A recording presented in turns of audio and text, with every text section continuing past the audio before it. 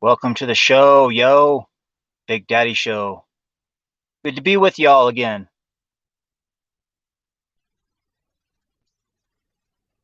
Well, you know I'm coming through. You know my soul won't lie to you.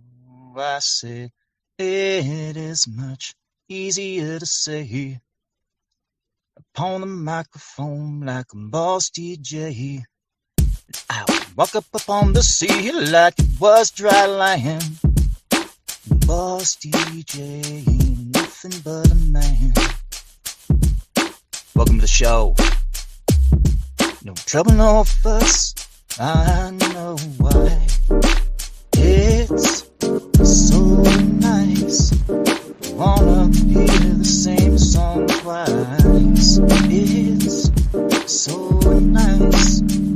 Wanna hear the same song twice. Rumors that fly all over town like stones and sticks. On the microphone is where I get my kicks. Watch nothing take hold of me if you will, if you let it. From midnight junkie, trouble or fuss, I know why. It's so nice. Wanna hear the same song twice. It's so nice. Wanna hear the same song twice. Hey, Mr. DJ, don't stop believing. I wanna know, I'm feeling the same way too. Oh yeah, girl. Oh yeah, girl. Oh yeah, girl. Oh yeah, girl. Yeah, all right. Enough of that. Let's get on with the show. It's so nice. Wanna hear the same song twice. It's so nice.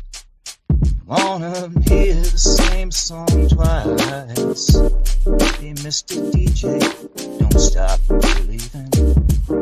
It's so nice. Wanna hear the same song twice. It's so nice. Wanna hear the same song twice. I wanna know, I'm feeling the same way too. Oh yeah, girl. Oh yeah, girl.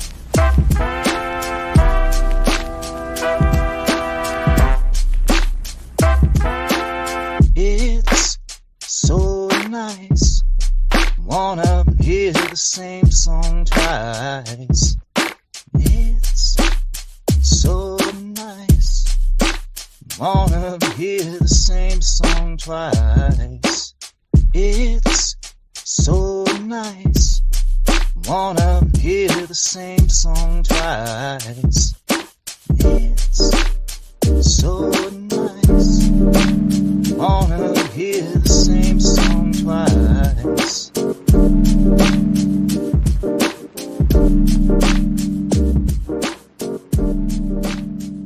It's so nice. Wanna hear the same song twice. Well, you know I'm coming through. You know my soul won't lie to you. I said it is much easier to say upon the microphone like a boss DJ. I walk up upon the sea like it was dry land. Boss DJ ain't nothing but a man. Welcome to the show.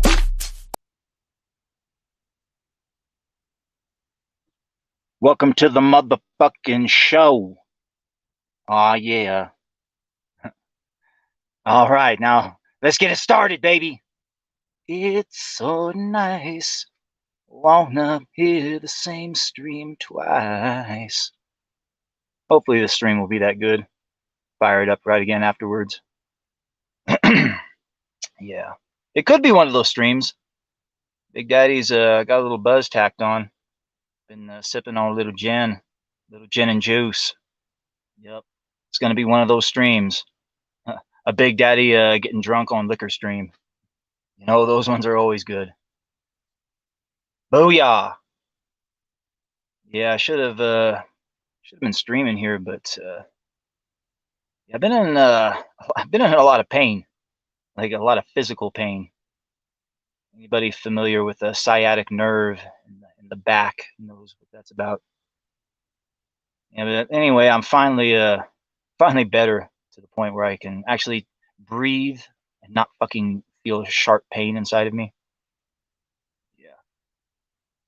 Yeah, maybe got some ripatards out there doing some voodoo magic against me or something. Nah. Sometimes it started when I was lifting a bunch of concrete and cinder blocks and shit like that, and aggravated it, and yeah, it went out on me. But yeah, alas, I'm better. Feel well enough to sit down and actually fucking do a stream. Yeah, living out here in the cuts, life of a mountain man. Sometimes shit crops up, prevents you physically from streaming, such as throwing your back out and being able to not barely move around. Yeah. Yeah, when I threw my back out, I was like, I was really hobbling around, like could barely move.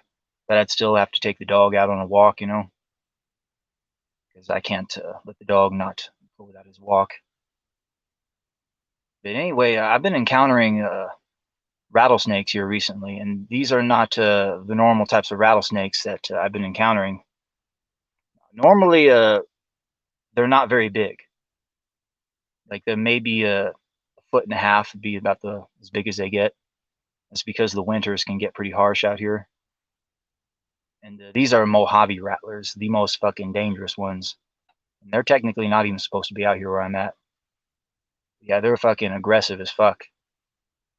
Normally they're small, but here, since I've moved to this area, the winters, they've been getting progressively less harsh, which means the rattlesnakes have been out and about a lot more often, and they're eating a lot more, which means they're getting bigger. And the last few rattlesnakes I've killed, they've gotten progressively bigger in size. And the last one I killed, it was close to 3 feet long. They've basically doubled in size.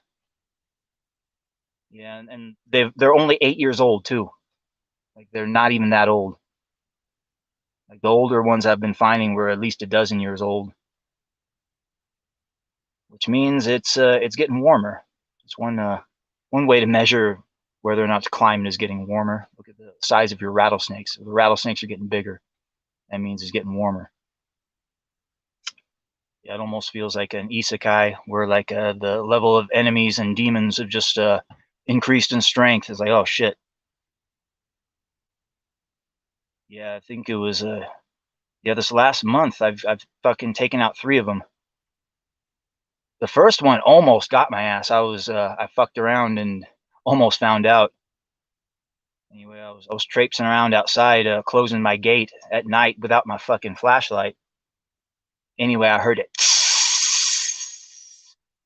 and it was loud. Like I didn't even know it was a fucking rattlesnake at first. I thought one of my propane tanks had sprung a leak, but it was pitch black ass dark. I can't fucking see, and it's close by. I was like, oh shit! And after there's a narrow little fucking gauntlet I had to run, get back into my place to go grab a fucking flashlight and my gun, just in case it was a rattlesnake. And had a little Mexican standoff for a good 10 minutes or so in the dark. Every so often it would stop, then I'd move again, then it'd start up again. I had the dog right next to me. I wouldn't let the dog go just in case he'd come next to it. Like finally, like fuck, I can't do this all night. I'm gonna have to fucking just run the gauntlet. So I just flitted through the little pathway and Grabbed the flashlight, came back, turned it on, and sure enough, it was a fucking rattlesnake, and it was shit. It was a good 2.5 feet long, and it was right in front of my place, right near the gate. Like when I ran through that area, if it wanted to, and if it fucking was more on point, it could have struck me and hit me right on my fucking ankle. I got lucky. Anyway, I took him out, cut his fucking head off. And the next one I encountered when I was fucked up, back was all thrown out, hobbling around out in the fucking wilds.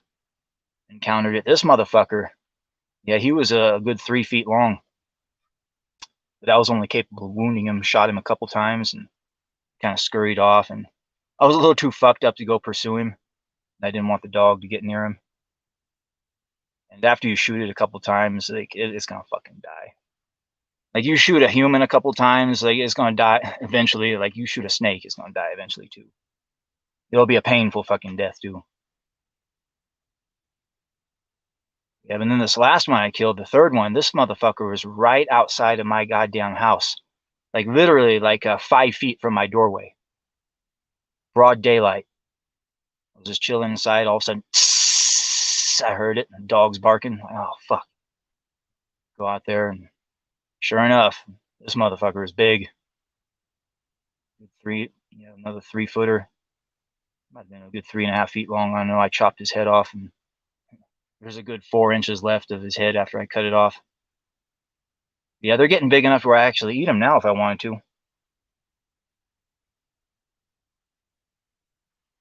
Yeah, the fucking rattlesnakes are getting bigger.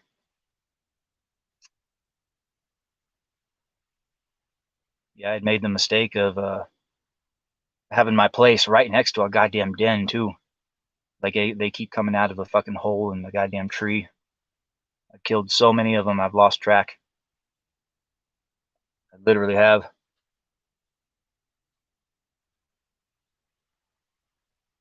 Yeah. Got the thing. Fuck. If I get fucking killed by a goddamn rattlesnake, like, that would be a very very well. I don't know if you would call it a heroic end. The thing I would regret most is not getting my damn comic out there. Like, fuck. I gotta talk to my artist and tell him all of the plot points. That way, just in case something happens to me, then he can finish the comic in my stead. Yeah.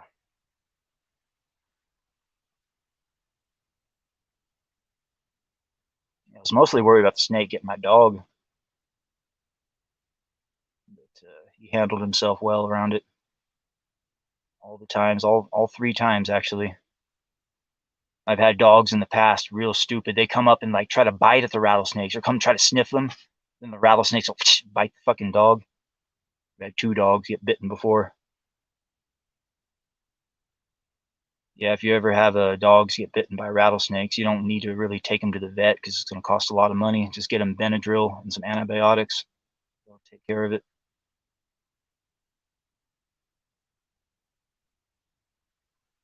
Yeah, my dog, he just turned a year old here a couple months ago. We encountered a coyote here a couple weeks ago. It was his first encounter with a coyote out in the wilds. We were taking a walk early in the morning. And that motherfucker, I don't know if we caught the coyote by surprise or if the coyote was trying to like lure my dog to the fucking pack to go ambush him or whatever. But next thing I know, this fucking thing, it's about 15 yards away in the trees, and like he starts running off. My dog sees him, like, go get him. So he chases the coyote. Now you got to think, you know what? Maybe that coyote is leading him into a fucking ambush. Because a lot of times coyotes will do that with regular dogs. They'll lead them to an ambush where the pack's waiting for him. So then I called him, and he came back. Good thing. A lot of dogs, they get whipped up into a frenzy, and you try to call them, they don't come back. But luckily, he minds well. He's a good dog.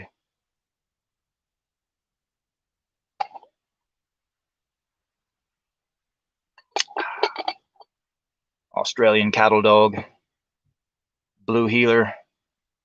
What do they call cattle dogs in Australia? Just cost like cattle dogs, I guess. Because you don't call an Australian cattle dog an Australian cattle dog in Australia. I wonder if they have American cattle dogs in Australia. It's like the American version of an Australian cattle dog, kind of like a Texas healer. That's one of the cool things about those healer breeds, the Australian cattle dog. They're basically a super mutt. Got a little bit of dingo in them. Yeah, after messing around with Australian cattle dogs, it's the only type of dogs I'm ever going to mess with. Most loyal, best watchdog, most affectionate. You could train them to do anything. Yep. Fuck. Just riding it out in style. Hoping I don't get killed by a fucking critter out here.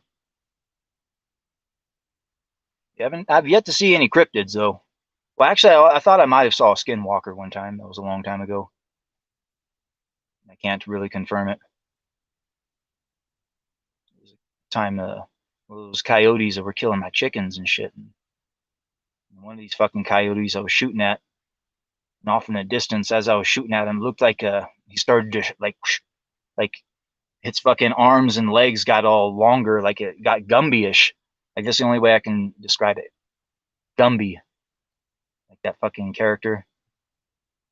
Just the way it stretches, you know. Like the thing started stretching out, like what the fuck? And it started like running on all fours, like a, and then it went over a hill, and like I didn't see it anymore. Like, that thing get all fucking stretchy like Gumby? What the fuck? Was that a goddamn coyote? Or was that a motherfucking skinwalker? Yeah, but anyway, that was the last time I really had any sort of cryptid encounters.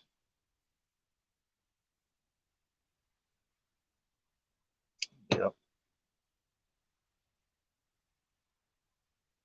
I'm disappointed I haven't had any sort of alien anything. No alien sightings, no UFOs or nothing. Just peaceful night skies all the time, year in and year out. Every so often you see the airplanes flying and with the goddamn chemtrails. Every so often. Yeah, the last time they did it real heavily was late 2019, early 2020. Right when the plandemic popped off, ironically enough. And everybody I knew, including myself, during that time, after the chemtrails came real heavily, got sick as fuck. Like I'm talking like it felt like I had like broken glass in my lungs type sick. But I was over it after a couple of weeks, you know. Then next thing you know, like it's like, oh no, we got to lock down, blah blah blah. And I got to thinking, you know what? I wouldn't put it past those motherfuckers to have just like tried to poison us beforehand just to try to get it out there to as many people as possible. That way, when they finally do it, like, oh my god, look at all these people, they got it. Because like it didn't make sense how it was supposedly spread so fast from the fucking area over there and wherever where it came from, the wet market in Wuhan or whatever. The, the official narrative is you can't say it came from a lab in Wuhan. Just by simple saying the words lab in Wuhan, probably AI Death Star just completely nuke this fucking show. We'll see. Yeah, I had fucking 6 goddamn live streams fucking struck on one of my channels because of medical misinformation. Every last one of them, medical misinformation. Yeah, luckily it all counted just as one strike. I got caught in some sort of a glitch, I think. I got lucky.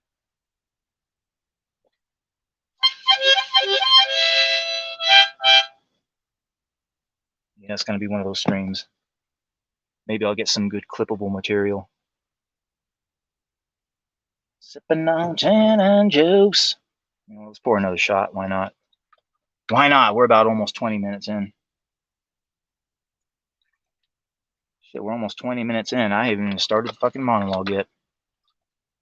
It's talking about random bullshit going on with me.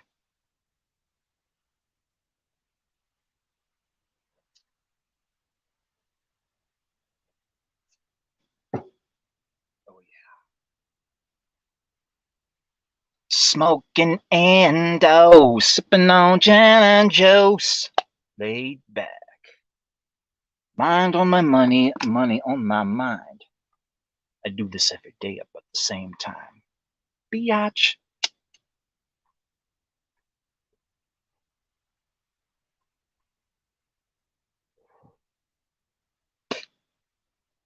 Smoke 2 joints in the morning. Smoke 2 joints at night. Smoke 2 joints in the afternoon. Make me feel alright. Smoke 2 joints in time of peace and 2 in time of war. Smoke 2 joints before I smoke 2 joints, and then I smoke 2 more.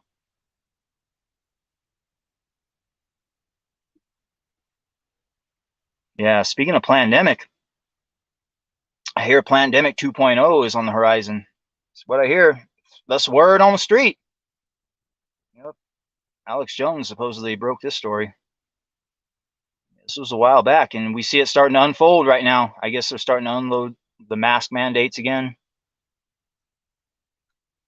Starting in the hardcore blue states, obviously. I hear they're doing it up in New York. Starting to unroll it. Just in time for 2024. Oh, no, we got to have everybody stay in and do the mail-in ballots again. Really? Like, we're going to do this fucking shit again? Just to try to defeat old shit fuck? Like, why can't you guys just Epstein his ass and get it over with already? It seems like that's what they're building up to. Get him in prison and then fucking Epstein his ass. Like, well, he was used to his lifestyle of being a billionaire, and all of a sudden they took that away from him and he became depressed, and well, you heard him on Tucker Carlson. Even he thinks Epstein killed himself because of that reason. Why should we not think that Trump did the same? And like that, he's gone. You'll never fucking hear from him again. Good fucking riddance. Maybe they'll martyr him. Turn him into a fucking martyr. This is the best thing they could do for him, to be honest. The best thing they could do for that stupid piece of shit would be to Epstein his ass. Because then he could go down in the history books as a martyr after that. Not a piece of fucking shit that helped initiate and usher in the Great Reset. It all happened on his watch. Let's never forget that. Operation Warp Speed, all that fucking shit.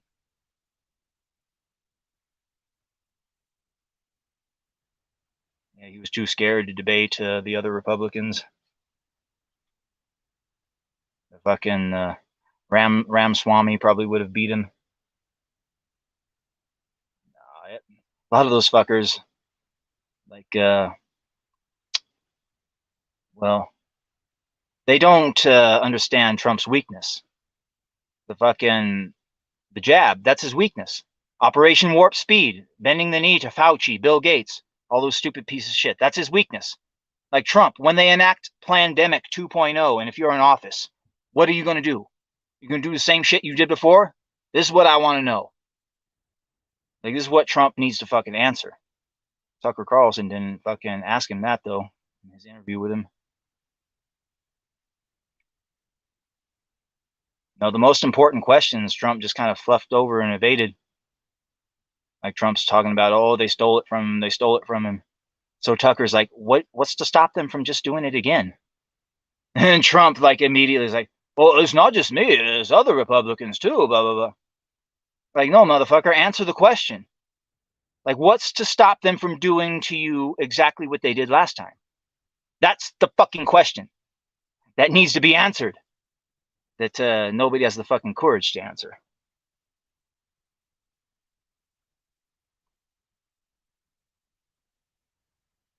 Yeah, they're just going to enact Plandemic 2.0 and do the mail-in ballots again. That's what they're going to fucking do.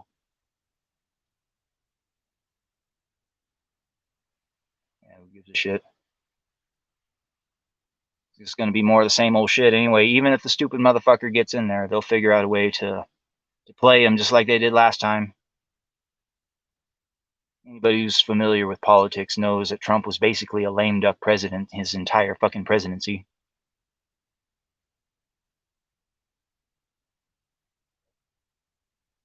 Yeah, whatever sort of good he did was just completely short term and completely undone and unraveled and overturned the very second the old shit fuck came into power. Left no stay behind network, nothing like that. Nobody in any sort of tenured positions, no. Didn't bother draining the swamp at all. His most important campaign promise of all, the one that he broke, the draining of the swamp. That was his most important campaign promise he fucking broke.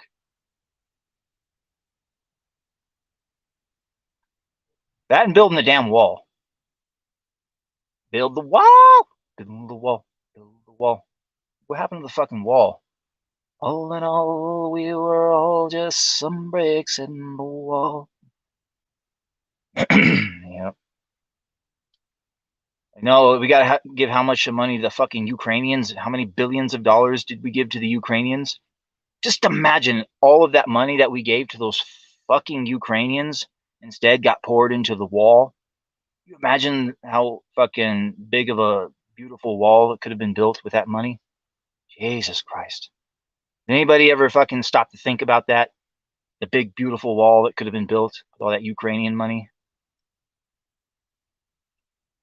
No. The fentanyl must flow like a river of wine. It's all about the fentanyl. Got to get that shit in there, kill as many fucking people as possible. A stealth war is being waged. China is waging war against the entire Earth. Asymmetric warfare. This is a different type of warfare. It's not like blowing people up. You attack their food supply. You buy up their farmland. You create bioweapons that destroy their fucking economies. Shit like that. They're thinking outside the fucking box.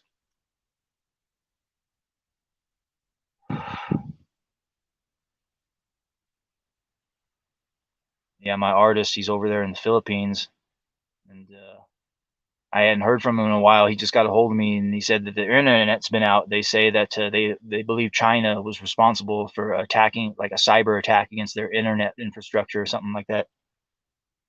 He could have been full of shit too, but it sounds like something China would do. Fucking Chinese. Yeah, could be worse. Could be like Canada. Fuck. Yeah, could be like Canada.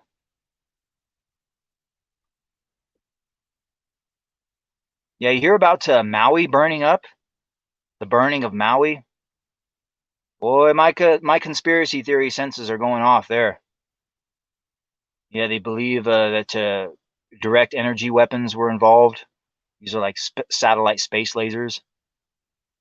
That in conjunction with napalm and other high-tech military grade weaponry to completely like whoosh, just fucking just burn that fucking area up real quick. And then like that, all the land gets bought up, redeveloped. Yeah, one of the most disturbing stories about this whole Maui wildfires bullshit is that I hear that a bunch of children have gone missing. Yeah, word on the street is that over 2,000 children have gone missing. Yep, over 2,000 children like that, gone, nowhere to be found. And now they either got burnt up, like, or they got kidnapped. One of the two. Anybody knows the Clinton Foundation, what they did over there in Haiti after I think it was some sort of earthquake that happened that fucked shit up, or that, or a hurricane. It was some sort of natural disaster happened in Haiti, and like that, the Clinton Foundation was Johnny on the spot. And then like thousands of children just went missing, and like the Clinton Foundation, they fucking swooped them up and kidnapped them all. Yeah, Hillary Clinton, she wrote a book, It Takes a Village. Yeah, she ought to know. In the case of Haiti, she took many. Adrenochrome is a hell of a drug. Yeah, what if they stole all those Hawaiian children to harvest their adrenochrome? I wouldn't put it past these motherfuckers. I really wouldn't. You can't put nothing past them. You really can't. Anytime there's a complete media blackout, media silence on it, you know there's some shit going on there. And I guess there's like complete media blackout on all this, the Maui wildfires, all that shit.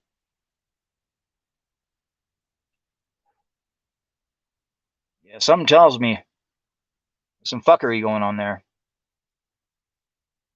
Were direct energy weapons involved? Did they burn the shit down on purpose so they can get the land? Were the children kidnapped? These questions need to be answered. But will they? Probably not. Journalism's fucking dead. Need some boots on the ground. Real journalists over there in Maui seeing what the fuck's going on. Yeah, I've long suspected that there was an orchestrated burning of California, to burn it down on purpose, so that the banks go in there and fucking buy up the land. A lot of that shit happened too. Manufactured droughts too. Anybody familiar with California and the geology and all that shit and the climate knows that there was years in which there was droughts in California, no water. And over there in the San Joaquin Valley, it's one of the most fertile areas in all of planet Earth. So much food is grown there. But then they had this massive drought in that whole area where they couldn't have no food, nothing grown there. Farmers had to sell their land, banks go in there, buy it up pennies on the dollar. Now, anybody familiar with what America is capable of, what we can do, knows that during the Vietnam War, we were waging warfare with the North Vietnamese by flooding their fucking land and causing natural disasters, by seeding the clouds with, I forget what the exact chemical compounds were, but it would cause rain to happen. And these torrential rain floods would come, and we would manufacture these rainstorms and use weather against the Vietnamese as a weapon. And I always said, you know, if we had the ability to create rain during the Vietnam War, it seems like we would have perfected that a little bit better by this point. And if California is really suffering from droughts and shit, why don't we just go seed the sky with the rain clouds and just have it fucking rain or whatever? It's like nobody ever fucking brought that up, though. It's like that was an idea nobody even thought of. But at the same time, if we can manufacture rain, what makes us think that we can't manufacture a drought as well? And what if the drought was manufactured on purpose in California to do that exact thing, to cause the land prices to go to shit so the banks could buy it all up, and all of a sudden Monsanto's got the land, Bill Gates, the Chinese, et cetera, all the mom and pop, whatever. It's all about taking the power away from the individual, put it in the hands of a corporation, the big power.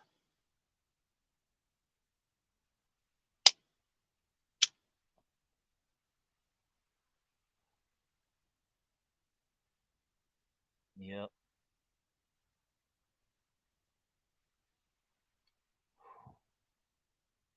I say good, let it happen. Accelerationism. Let it burn, let it burn, let it burn.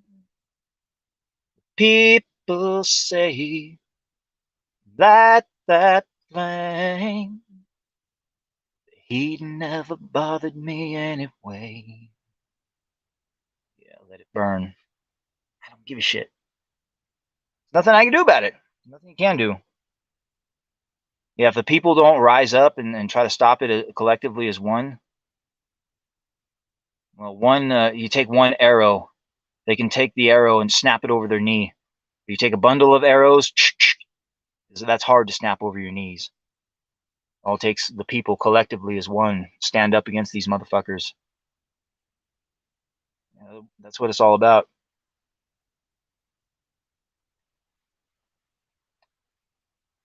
Individually, there's not much we can do. Collectively, there is much we can do. It's all about awakening to their schemes and machinations and ensuring their evil plans don't come to fruition. For example, Plandemic 2.0. Yeah, we all know it's coming. They basically telegraphed it. We were warned.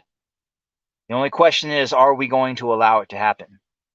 When they order us to go back and lock up and wear the masks and take the new form of arm juice, are we going to fucking bend the knee and cuck out to that shit the same way that we did last time? By we, I mean the metaphorical we as in society. A lot of people are fucking stupid and don't understand that. Yeah. Are we going to fucking lay down and go quietly into the night? This is the fucking question. I'm not. I'm going to continue doing what I do. Speaking truth to wokeness. Yep. Just keep on keeping on. Keep on keeping on. Keep on speaking that truth to wokeness. Oh, yeah. I said I keep on keeping on. Keep on speaking that truth to wokeness. That's what I said. Because it's the only thing we can do. The only thing we fucking can do.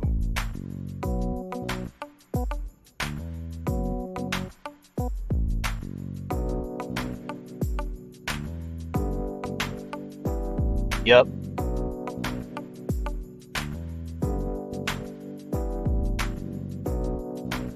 Let's take another fucking shot, shall we? Sipping on gin and juice. Let's try not to get too fucked up tonight, though. A true samurai would never get too drunk. Yeah, we still have yet to get to the stupid part where I roast motherfuckers. You want to get nice and lit before that part.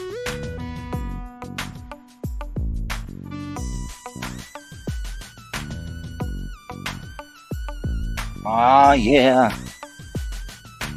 Oh yeah. Yeah, you hear about the troon over there in Canada that wants to off itself, but the Canadian government won't let the troon kill itself? Yeah, that's a fucking funny story. Yeah, apparently this troon had one of those troon surgeries where they flay their fucking genitals and like stuff their penis up into their pelvis and create themselves a fake vagina or whatever. But I guess after this troon had its surgery, its fake vagina got all infected, and I guess the pain is so unbearable for this troon. Like, it can't stand the physical pain anymore, so all it wants to do is just end itself. But the Canadian government won't let it do it. Like, sorry, we ain't gonna let you do it. Nope. No. You must live with the pain.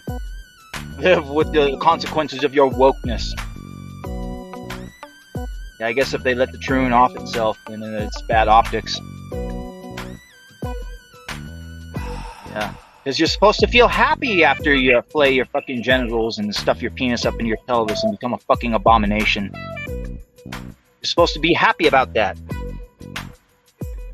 Yeah, you can't have any regrets, no. Yeah, these fucking doctors should be stripped of their fucking degrees. They have broken the Hippocratic Oath. Yeah, you're not supposed to do harm to your fucking patients. Yeah, one of these kids, this was a fucking kid that got tricked into this whole psyop.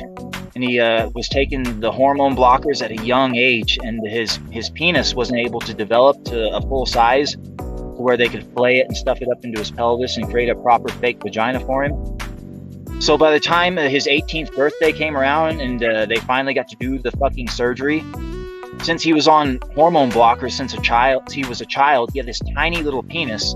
So when they tried to do the surgery, they couldn't fucking do the surgery right. So what they did was they took part of his colon, his intestines, and they tried to create a fake vagina for him. Well, yada yada yada, long story short, it got infected and he fucking died.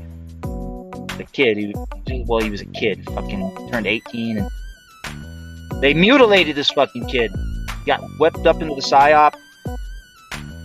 Yeah, they're coming after the children. Yep. One thing about the left, they don't have kids of their own. Yep, so they're coming after the children of the right. Why you got all these woke groomer teachers coming after fucking kids? You got these goddamn drag queens. Drag queen story time, really? Drag queen story time would have never been a thing during my era, during my time, because the fathers would not have allowed that shit. No, the fathers would have dragged those fucking drag queens out. They would have dragged the drag queens out, and then they would have, well, let's not go there. But the bottom line is, the fathers would not have allowed that shit. What happened to the fathers? What happened to the fucking fathers? That's the fucking question. Single mother culture. It's on the fucking rise. And the few fathers there are out there are weak cucks. That's reality. Weak fucking cucks.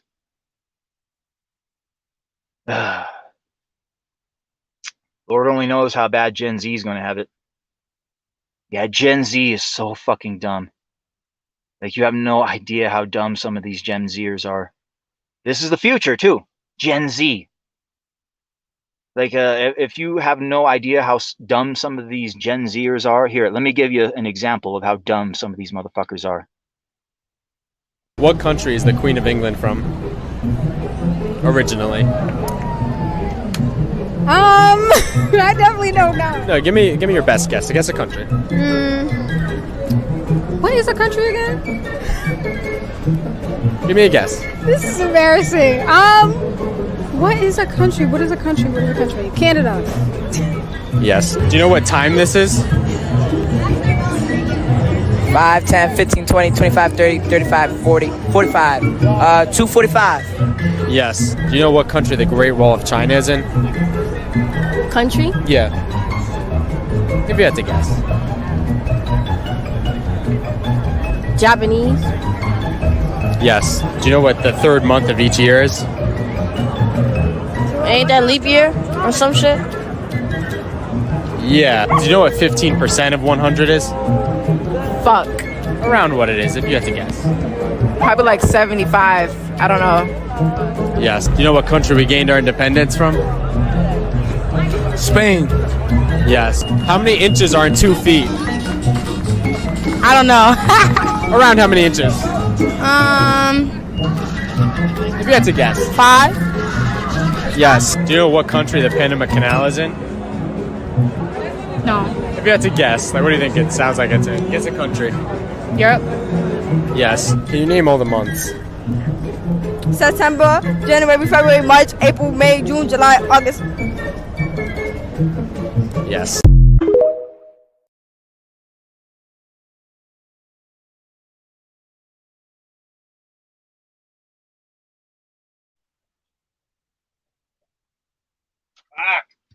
Fuck, yo. Gen Z. Yep. That's the generation that was raised by the fucking Gen Xers. Yeah, the millennials, they're the ones that be raised in Generation Alpha. The ones that can't become after the Zoomers. Now, let's hope the millennials don't fuck up the same way that goddamn Generation X did and raise their children into that. Let's fucking hope not. Yeah, all you millennials out there with children, better fucking raise them correctly. Yeah, I wish I knew then, but I know now. I'll probably never have children, but if I do, I would raise them correctly and teach them all of the correct life lessons. Yeah, if I was to meet my younger self, like, I would tell myself so many important life lessons. Life lesson number 1, most important life lesson: never trust a bitch. Never trust a bitch. Yep. All of those old rap songs, the Chronic album, Gin and Juice, the fucking Snoop Dogg, those first albums from Dre and Snoop. No truer words were ever said about women.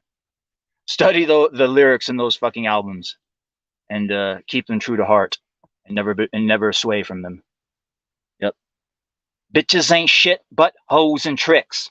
Lick on these nuts and suck they dicks. Get the fuck out of here. I'm done. All right.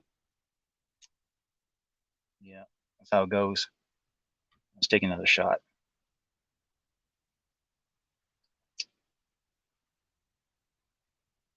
Oh yeah. Let's not get too fucked up though. True samurai would never get too drunk. Let's not show our ass too much. Yeah, even though we're on this channel, I don't got many people watching.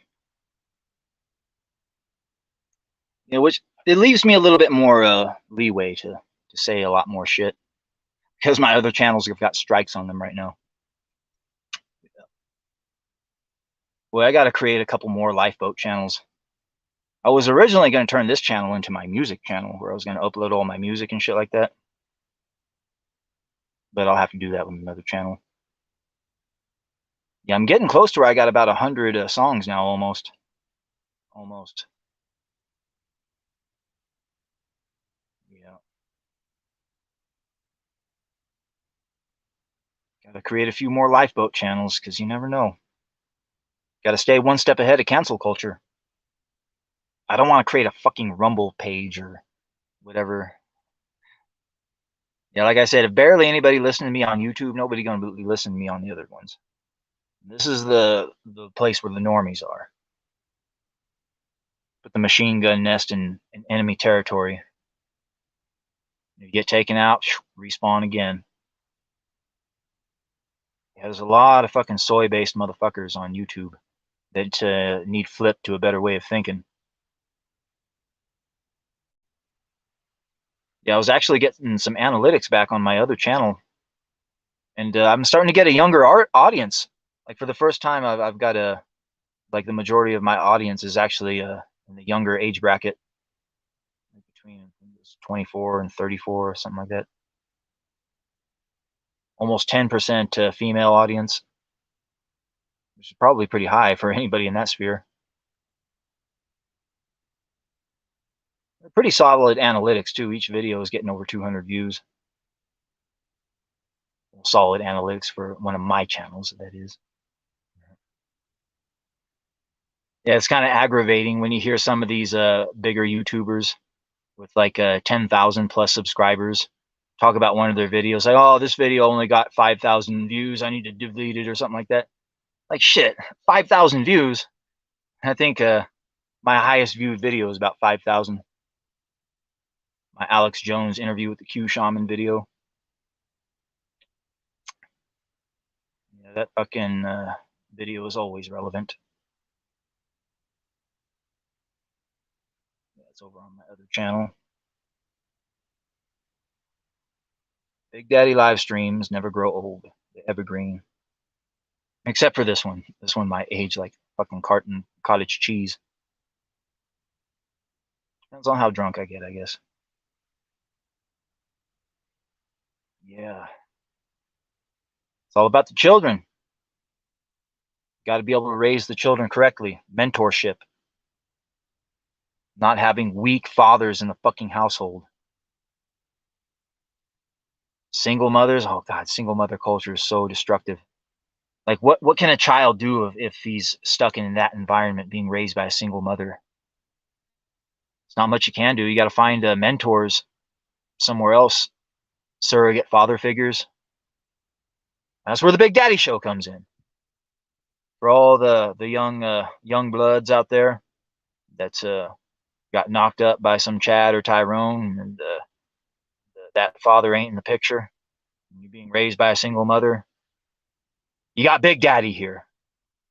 Listen to the words of the father. Listen every single word he says. Because when the right time come along, you've got no one to blame but yourself.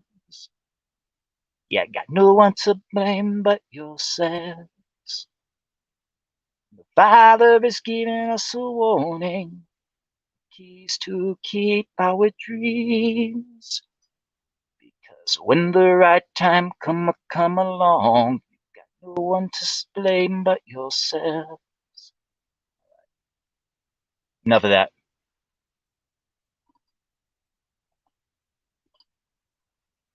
Yep. Where would we be going with this?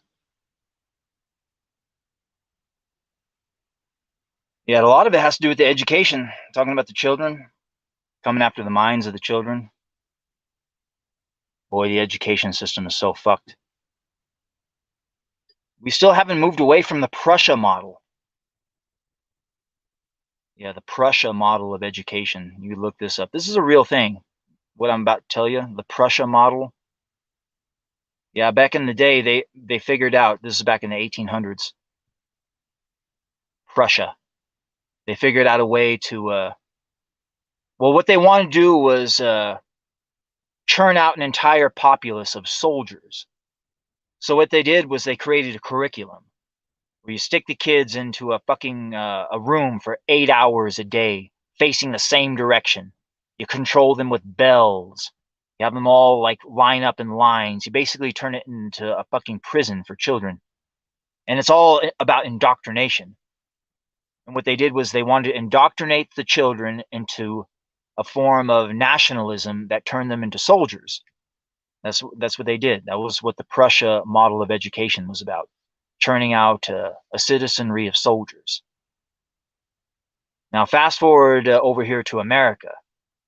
A man by the name of Rockefeller. Anybody knows this piece of shit? Was instrumental in a lot of the most wickedest forms of social engineering the world has ever known, including implementing the Prussia model of education over here into America. But instead of indoctrinating the children into becoming soldiers and churning out a populace of soldiers, instead, what Rockefeller wanted was the education system to churn out workers, people that could work in factories, factory workers. That's what the entire education system was built upon, churning out factory workers, slaves, wage cucks, wage cuckery. That's what it's all about. Training you to be a wage cuck. That's what the entire fucking public education system is about. There's a reason why I fucking despised that shit as a child. Yeah, public education, what a fucking joke. Higher education, what a joke. Colleges, all that shit.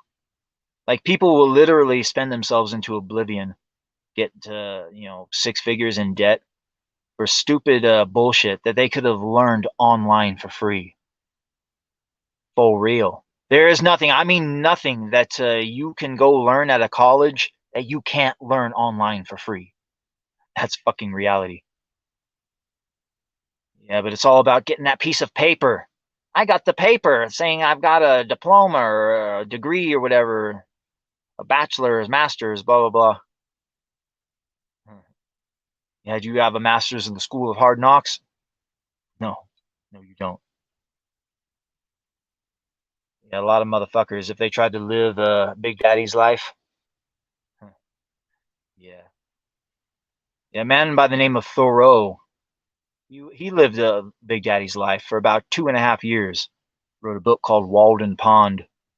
He went to full off-grid. Went and lived in a little cabin for 2.5 years next to Walden Pond. Wrote a book. I've been doing this shit for over 6 years. Yep. Only imagine what fucking book I've got going on. Yeah, I'm actually sitting on it right now trying to figure out what to do with it. I was looking into to trademarks and shit like that, ironically enough. Yeah, because anybody familiar with the independent comic book underground, that whole scene, knows just how fucking treacherous a lot of people are within it. And one thing you got to do almost, you got to protect your fucking brand. Just to protect it from other motherfuckers.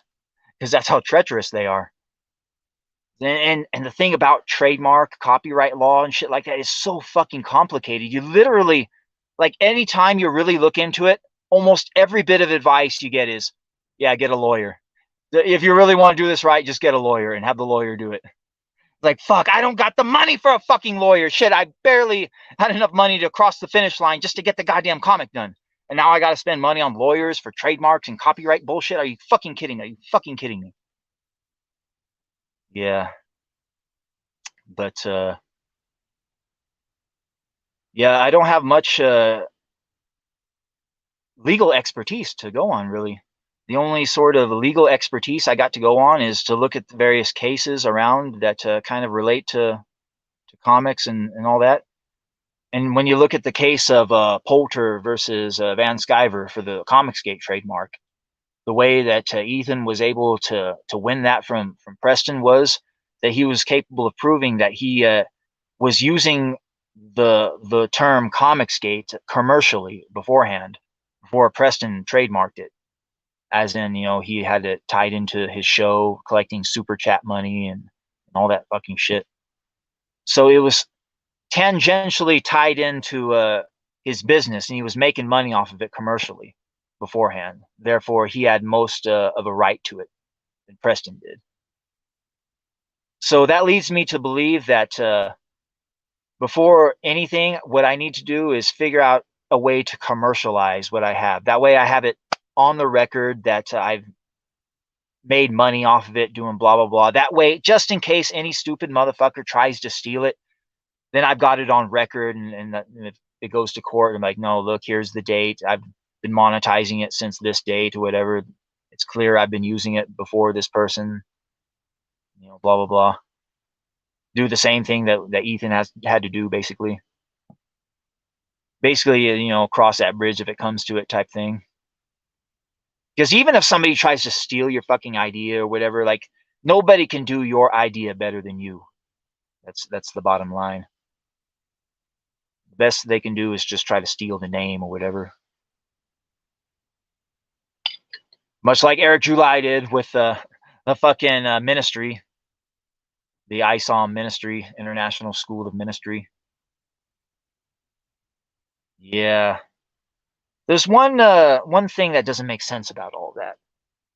Is that Eric July had tried to file multiple whatevers for the LLCs on Rippaverse. He tried multiple times to get the trademark on Rippaverse name.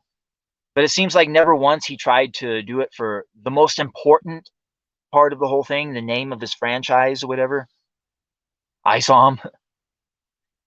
What I'm thinking is this motherfucker, we're all assuming that he didn't Google the name ISOM and he didn't know it was taken or whatever. This is why he didn't bother filing for a trademark for it.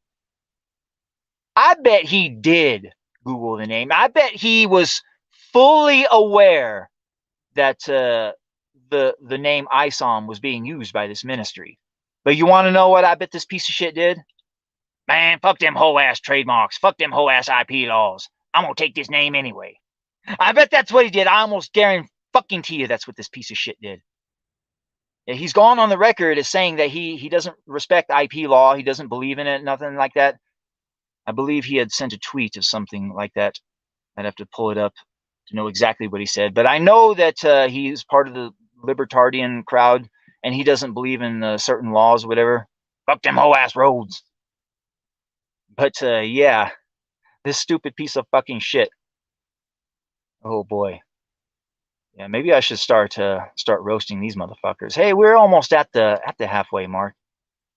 Maybe we will start roasting some motherfuckers. Maybe we will.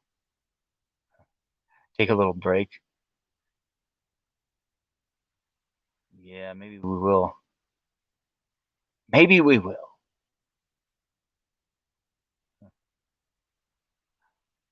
Yeah.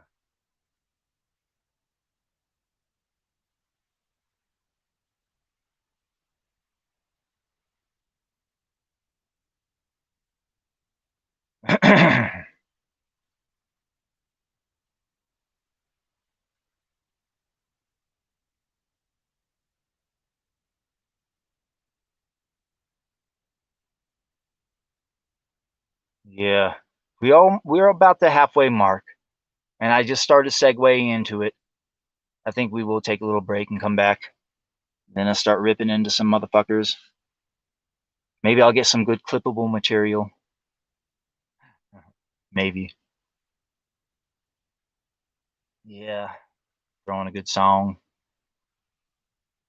Yeah, anybody hear this motherfucker, Oliver Anthony? He went viral here, that fucking hillbilly with the red hair, that beard, singing The Rich Man North of Richmond. I forget the lyrics to it. I heard it a few times. Yeah. I did the whole thing where I listened to a lot of his music, listened to his performance at the farmer's market and all that shit. It's like, yeah, technically, on a technical level, he's not a good singer. But when you look at it on technical level, Bob Dylan ain't a good singer either. Neither is Neil Young. Now, it's all about the emotion, whether or not the emotion is conveyed. And the one thing that Oliver Anthony can do is he can convey the emotion. And that's what music is all about, whether or not you can convey the emotion. Anybody familiar with Big Daddy knows I'm a bit of a musician too. A lot of times I do cover songs. Well, I call them homages. Like what I like to do is take versions of other people's songs and do much better versions of them. But I do my own originals too from time to time. Yeah, we're gonna go ahead and take a little break, and I'll throw on a Big Daddy original. This was me singing pure a cappella. Yeah, and it was when I was first testing out various recording modes on certain recording software, and I didn't know it at the time, but I accidentally recorded it in MIDI, or not MIDI. Yeah, I think it was MIDI. It was the one opposite of stereo. No, mono. That was it. I recorded in mono, not stereo. Yeah, because when I recorded a few bars in the stereo version, I was like, fuck, this sounds way better. And I was like, oh no, it's in mono, fuck. But even though it's recorded in mono, it still sounds pretty fucking dialed in. Yeah, we're gonna throw on a Big Daddy original, recorded in mono. Through 'em in the deep waters. When we come back, we're gonna roast some motherfuckers. Come gather round, people of my country. Come gather round swiftly, my friends. Every word that I speak, every song that I sing, will haunt you until bitter end. Oh, she met 'em by yonder fair country, and they met up by dawn's early light. They rode up to yonder fair country, land where the cool waters glide. She says that I got me no money. She says that I have me no place. She says that we'll have to get married so that there'll be no disgrace. And then he jumped down on her, and he said that I tell you my mind. You know that my mind is to drown you, then leave you behind. She begged, she grovelled and pleaded, no, please don't take my life. And you know that I will deny you, and I will not be your wife. He kicked, he stomped, and he cuffed her unto the worst understand. And then he threw her in the deep waters that flow on out through the lands. Threw her in the deep waters that flow on out through the lands. And then they found a poor body, found her the following day. And preacher and the reverend, they all gathered around to pray. And then up spoke her mother, with a voice so full of disdain. Nobody but old John Summers could have done such a thing. So they traced his ass up the waters to a place called Dutch Charlie's Bend, through the son of a bitch and a prison for killing a woman. Go hang him, sit by yonder dear grace. Every word that I speak, every song that I sing, will haunt you to the end of your days. Go hang him, was it dear mother's commands? Then throw him in the deep waters that flow on out through the lands. Throw 'em in the deep waters that flow on out through the lands.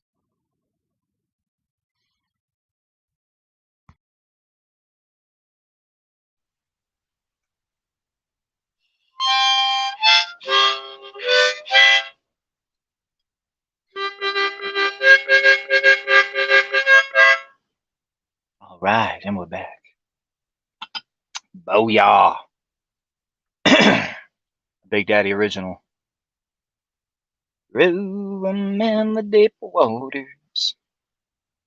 Inspired by a Bob Dylan tune. Yeah, I talked about that that hillbilly Oliver Anthony a little bit earlier. Yeah, I guess they offered that motherfucker a contract for $8 million and he turned it down. Yeah, I don't know why he would have turned that down. I guess he didn't want to go tour around the country. Didn't want to do none of that. He just wanted to hang out with his dogs and shoot YouTube videos on his front lawn, I guess.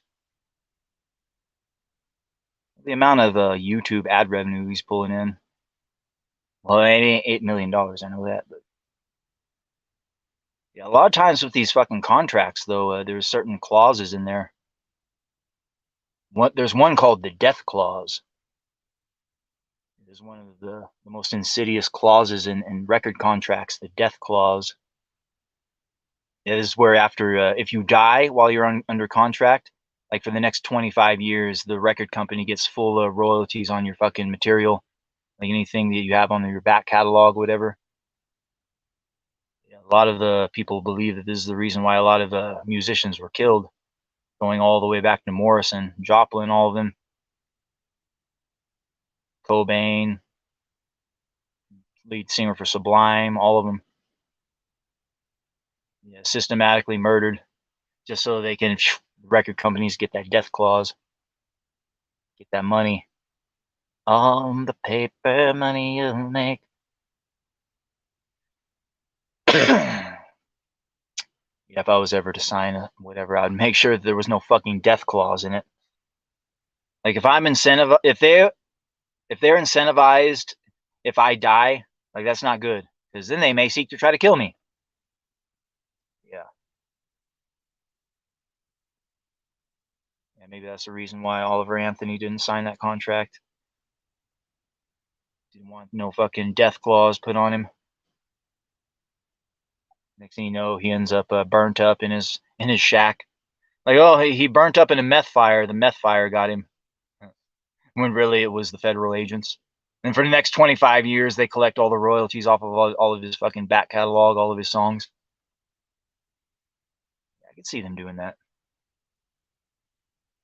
Yeah, I guess the Republicans here at their debate recently tried to use his song, The Rich Men North of Richmond.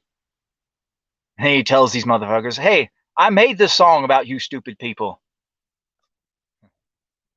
Fuckers.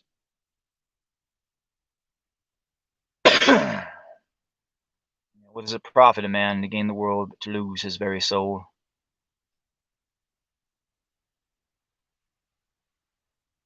You can serve mammon or you can serve God, but you can't serve both, as the old saying goes.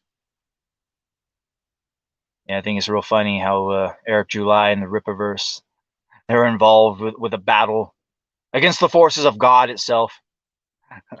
Like, no, they obviously don't see the irony in any of this either. They don't understand that they are the villains in this whole thing. In this entire situation, this entire fucking scene, they are the villains, but they're too stupid to understand it or realize it. I mean, these motherfuckers are actually like trying to like brigade the church and go like review bomb them and shit and like give them negative reviews and try to shit talk a church, a fucking church, for fuck's sake. Like these people like have done like who knows the amount of lives they've helped change or across the globe for the better. And the Rippaverse, like none of that means anything. They're coming after the name. The name has been used since the Mesopotamian era. You can't trademark a name. You're a racist. You're a hater. You're trying to ruin a black man's business. It's like, Jesus Christ. Like, these motherfuckers are worse than the soy boy SJWs that they supposedly hate and go against. Like I guarantee you, like forced adversity and organized chaos, both those guys, like could probably like in a kumite, like beat the fuck out of the entire Rippaverse fandom. Like this is how much of a fucking soy based motherfuckers these guys are. No fucking joke. Jesus Christ. Yeah, how many of them are actually paid shills though? That's a real question. A lot of these motherfuckers, there's no way they could actually be real. Like nobody is this soy based. I mean, this is literally like the living version of a soy jack meme. This guy is not real. No fucking way. It was kind of weird how like all of the initial reviews for ESOM Part 2 came from people that got the book early, and they all were wearing Rippaverse merch, and they all gave it glowing reviews, talked about how good the packaging was and how pretty the cover was, whilst talking about the story. Well, the dialogue is a little clunky here, and I'm kind of disappointed it didn't follow up on things from the first book. And basically, they would like backhand, fucking backhand it the whole time. Then say something like, "Oh, but the cover looks nice" or something like that. The packaging was good. It's like when you really read between the lines, it sounds like it's fucking shit. Yeah, it's only a matter of time till that fucking thing makes it out there in digital form. Then I'll be able to get a hold of it, give it a real fucking review.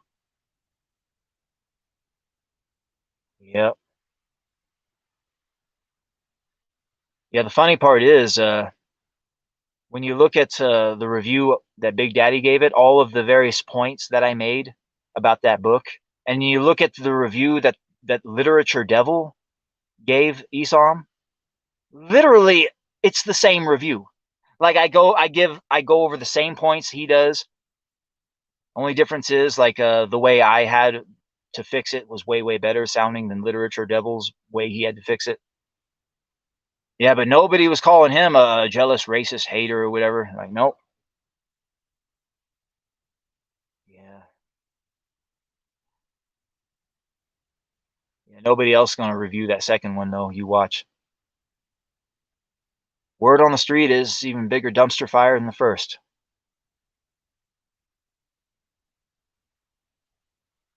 Yeah, heaven forbid anybody get a hold of a fucking page and critique it. Because then they'll say it's an illegal screenshot. And then they'll fucking DMCA strike you.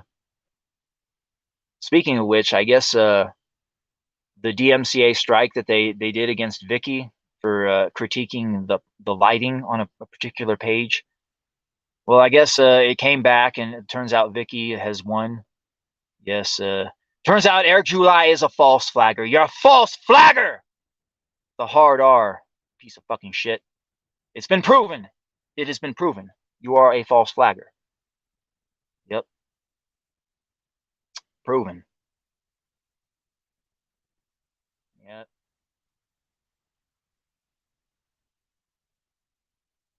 Nobody gonna eat their words on that though. Yeah, the latest is, from what I hear, it sounds like the ministry is going to go through with the fucking lawsuit. Sounds like negotiations broke down behind the scenes. His rock star lawyers couldn't seal the fucking deal, is what it sounds like. Literally, all he has to do is name it something different. And it wouldn't be that big of a deal because the name is never even used throughout the course of the whole book. It's just the title, basically. Anybody who has read the second book, maybe you can let me know. Is the name ESOM actually used in the book? Like he's at the flashback with the con where Chadron kills the woman or whatever. Like, hey, look, it's ESOM, my favorite superhero. Can I get your autograph? Or he's talking to Blood Ruth later on. He's like, I was the superhero known as ESOM. You remember me? That's who I am. That's what my powers are. When she asks him what you can do. Oh, God.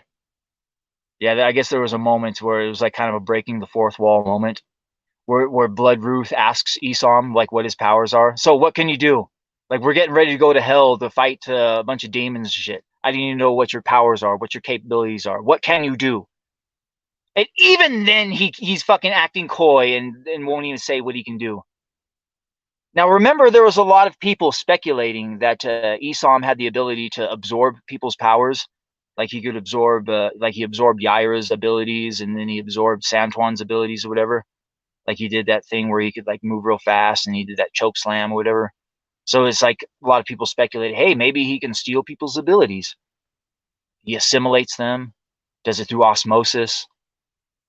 Maybe it's just part of his shtick as being a fucking accept. That's his ability. He steals other people's abilities, whatever. Like that was a lot of speculation about that. Well, it's clear that that's not his powers. He can't steal people's abilities. We now know that. That has been established. Yeah, because if he could steal people's abilities, if he can use people's abilities in such a way, when Blood Ruth asked him, so what can you do? What are your powers? Whatever. What he should have did was, if he really was capable of stealing people's powers through touch or whatever, he should have been like, give me your hands. I'll show you what I can do. And he just takes her hands. And like that, he's like absorbed her powers. Now he can do what she can do. And then like you don't know what happened. Then later on they're fighting. Then all of a sudden you see Isom bust out the same powers that Blood Ruth does. And then you know right then and there that the speculation was correct. Maybe he does absorb people's powers or whatever. No, but no, he didn't do that. Like if he could absorb people's powers and use them against others, then he would have absorbed the powers of the Blood Ruth bitch, and he would have used it against those demons, is what I'm trying to say. So that completely nixes that whole fucking he steals people's abilities or absorbs them or whatever. That storyline completely cut. You can't go there that well anymore. Because if that was indeed one of his abilities, then he would have used her ability or whatever. Since it was such a powerful ability, you know. Then you would know just what level of dude this guy is. Like, oh, so this is what his thing is. He's kind of like a rogue from X-Men, but a little bit different. I mean, it would have been kind of unoriginal, but it still would have been something. It would have been something. So what happens is this retroactive, like I said, the first one, it did a lot of the stupid J.J. Abrams bullshit where it did a bunch of mystery boxes and blah blah blah that's supposed to be hit upon in the next previous in the next whatevers. And if you don't hit upon those mystery boxes that were set up in the first one, or if you don't give a proper enough payoff to whatever was set up in the first one, then you retroactively make the first one even shittier than it already was. So by taking away that ability of him being able to absorb people's powers or whatever, then how exactly was he able to do that ability to take out Santuan? Santuan's, whoa, how'd you do that? How was he exactly able to all of a sudden steal Santuan's choke slam ability and use it against those guards? Like what it all does, it retroactively makes the first book even shittier than it already is. In addition to not hitting upon or not going through with any of the storylines or whatever, the Jasmine storyline completely abandoned. Darren becomes like a total fucking dickless cuckold. Like the main storyline from the first book is basically relegated to a C-level storyline in the second book. Yeah, it's bad on so many levels. Like I said, you could literally teach an entire college course around it. That's how bad it is. How not to write comics 101.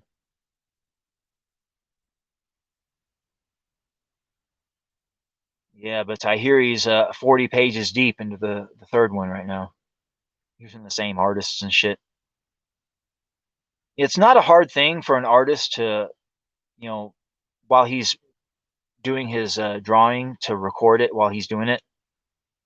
Why doesn't Cliff Richards do that? Let's see Cliff Richards record himself doing a page from beginning to end. Full pencils and inks and all that shit. Before it goes out to Gabe LTA to do the colors or whatever.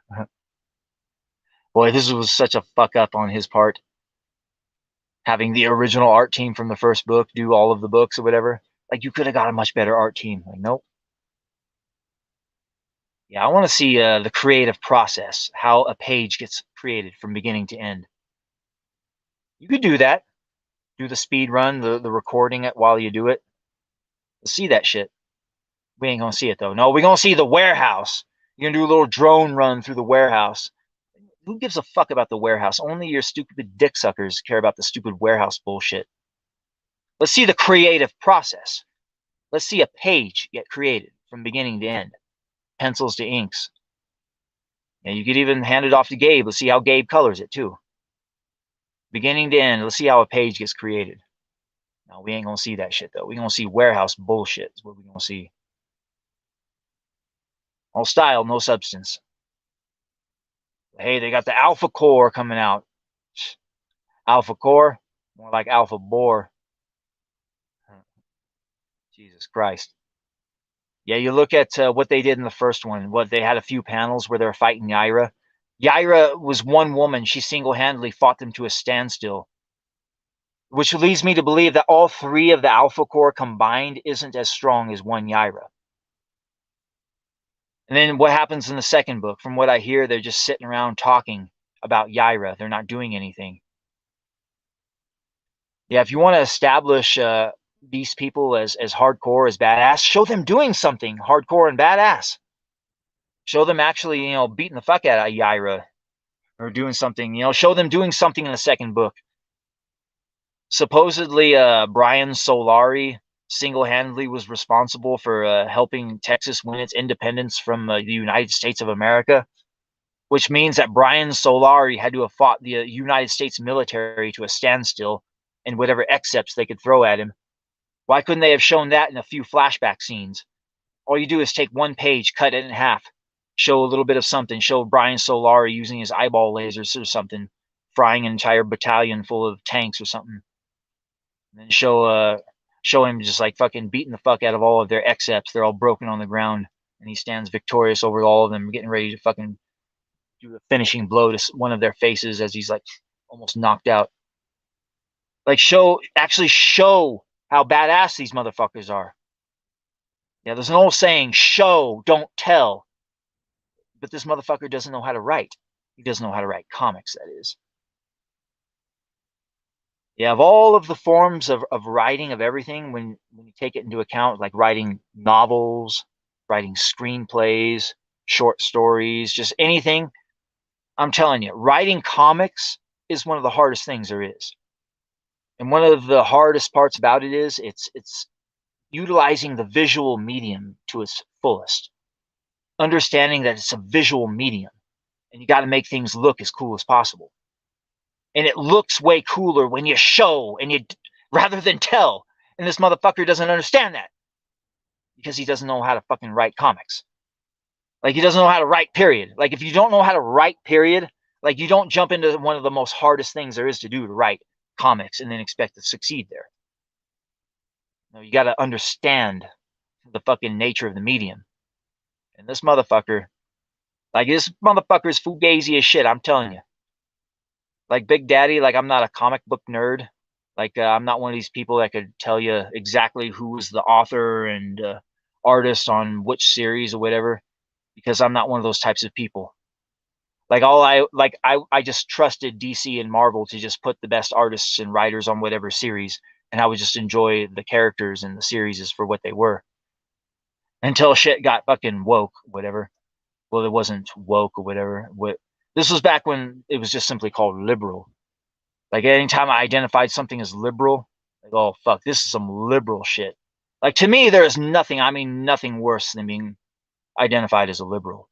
Like, to me, like, way back in the day. Now it's kind of leftist has replaced that term. But in the olden times, it was the word liberal. I didn't like this is some liberal bullshit is what this is. And once comics started, like, introducing liberal bullshit, that's when I stopped fucking reading them. And the very second the liberal bullshit started being introduced into the comics, I completely cut myself off. Like, over 10 years, I stopped fucking reading comics. And the moment they started introducing liberal bullshit is when they started making Colossus gay. The gay Colossus run of X-Men. That was what did it for me. I stopped reading comics for over 10 years after that. I'm like, whoa, shit. Like, this shit's getting liberal. I don't want nothing to do with this liberal bullshit. One thing I will not support is anything that fucking promulgates liberal bullshit. Nowadays, like, the words, it's been replaced with woke, leftist, or whatever.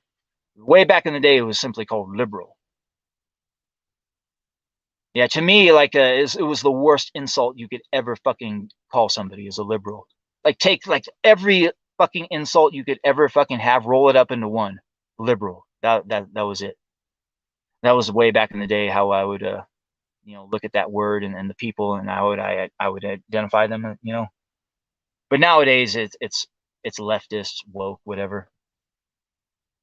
But really, I shouldn't make a distinction between liberals and leftists, because there really is no distinction. Like, liberals had their chance to distinguish themselves from leftists, but they didn't. So now you get lumped in with them, as far as I'm concerned. But yeah, where was I going with this? Yeah, comics getting woke. I stopped reading them or whatever. Then I picked them up again later on. Yeah, this was all back in the day, like when you could download shit digitally, like pirate shit, like real pirate shit, like volumes and volumes of this fucking shit. Like, I have like so many gigabytes worth of like comics and manga on my fucking old hard drive and shit. Like, I have literally forgotten about more comics and manga than most people will ever consume in their entire life. No fucking joke. Yeah, that's the difference between fans of digital media versus fans of physical media. Like, fans of digital media, are way more dialed in than fans of physical media. Because with physical media, you can only spend so much money and buy so much shit.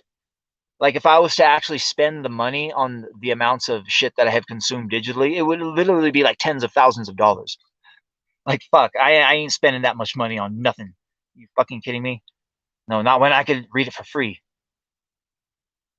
A pirate's life is a life for me. Oh, fuck yeah. True fucking pirate, baby. Yeah, back in the days of Kazaa, LimeWire, back in those days, the bad old days. A lot of people don't know about that shit. You could just download whatever the fuck you wanted. Yeah, I've literally forgotten about more comics and manga than most people will consume in their entire lifetime.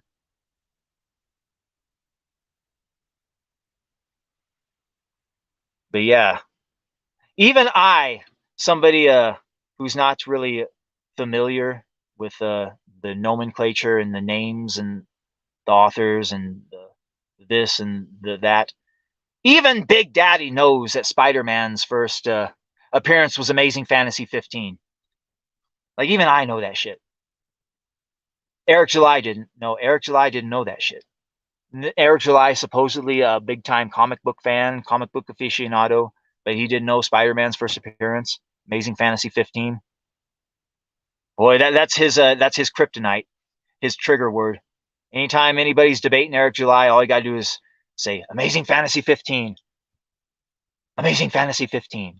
All of a sudden, like that, he'll start jumping around like a chimpanzee, start flinging his feces. Jesus Christ. Just like he did against that one dude. And then fire up a fucking several-hour coke stream talking about how he wants to fight. And then declare himself the victor. Pull the old pigeon playing chess routine. The old pigeon playing chess routine. Where the pigeon, it pecks all the pieces off the board, shits all over the place, struts around, and then acts like it won. The pigeon playing chess routine.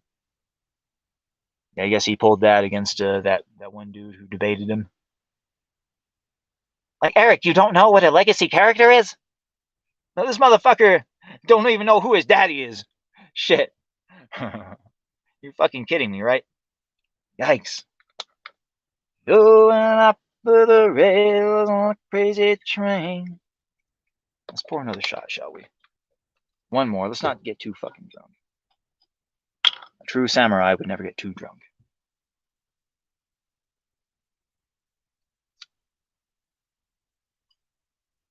Oh, yeah. Sipping on gin and juice. Yeah, that motherfucker's getting sued by the goddamn church.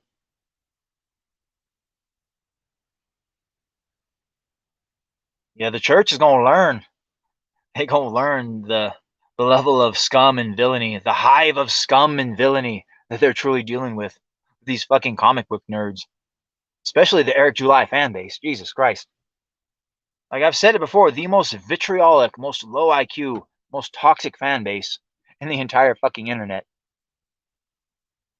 Yeah, these church folks, they're seeing everything. They're watching everything right now that's going on. Yeah, remember when they made that statement and they talked about how Eric July tried to take down Riley's The Clippiverse because it sounded like the same thing, and how ISOM Ministries has the same right as they did because look at what they did to Riley. Hey, we could do the same. We should do the same thing to them. We have more right. They're stealing our exact name, whereas his is Clippiverse, you know, which means they're paying attention. They're out there watching. They may be looking at the goddamn Rippaverse goalposts themselves every day. Now you look at the way these Eric July fans are conducting themselves out there. Like, do you really think the church wants themselves associated with any of that fucking shit? And now Eric July is out there calling anybody who's defending Vito and Dick a pedophile or whatever.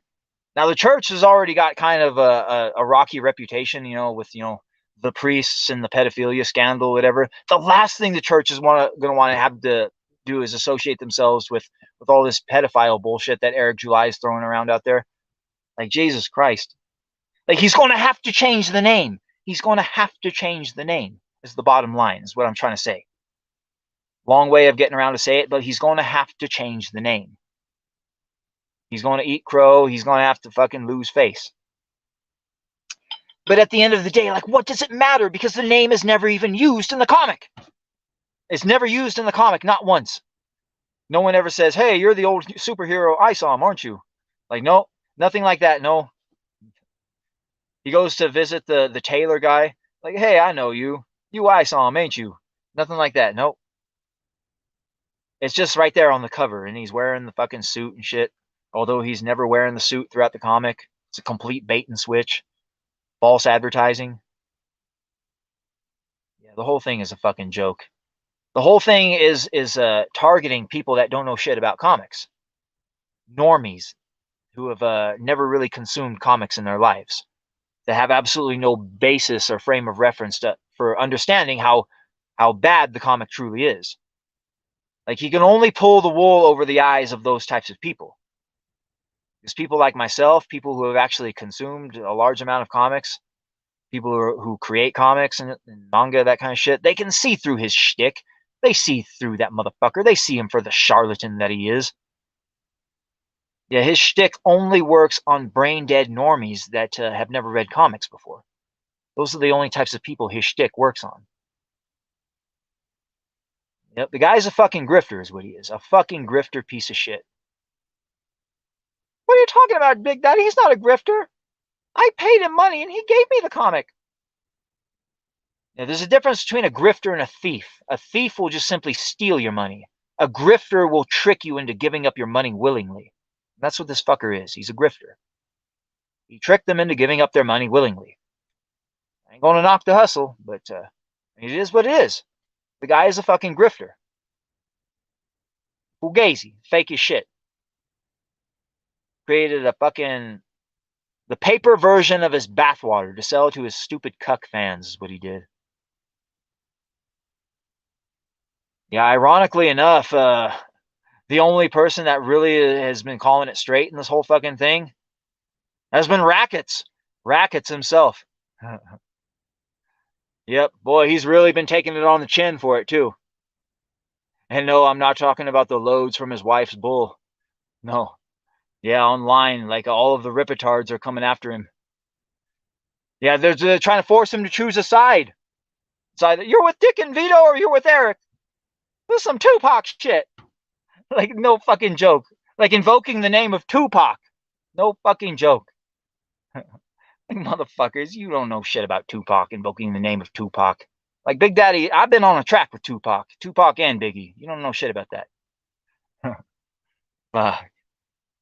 Yeah, Rackets. He's been really taking it on the chin. Yeah, but I guess he won't disavow Dick or Vito, I guess.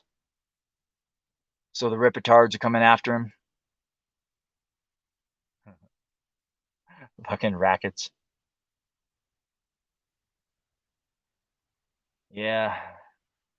I wonder how long it will be until JDA and Ethan Van Sciver have to answer for it, because they're both friends with Vito as well. Yeah, Vito, he's a regular on JDA's show, but JDA also wants to suck up to Young Rippa. How exactly will JDA toe the line? And what exactly does Ethan have to say about all this? I mean, Ethan, he's known friends and associates with Vito. And Young Rippa has basically thrown down the gauntlet. He says anybody who defends this guy or is associated with him or friends with him is also a pedophile.